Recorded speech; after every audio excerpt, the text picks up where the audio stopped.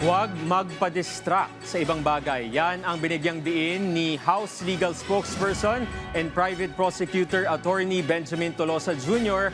matapos ang pagbibigay halimbawa ni Vice President Sara Duterte tungkol sa pag-hire ng gunman kung sakali mang may mistress ang kanyang asawa.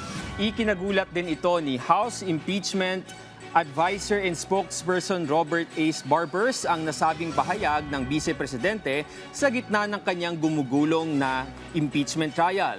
Tingin din ng House Prosecution Panel na mahalagang pagtuunan ng pansin ang nakuhang mahalagang financial documents na magpapakita ng kabuuang yaman ng Vice Presidente. Dagdag pa ni Barbers, malaki rin ang epekto nito sa imahe ng Pilipinas dahil sa ibang bansa ito ipinahayag ng Vice Presidente. Paniwala nakakasira ito no sa imahe ng ating republika, ng ating mga kababayan dito. Imagine painting a picture na pwede palang mag-hire ng assassin dito na sa halagang 5,000, no?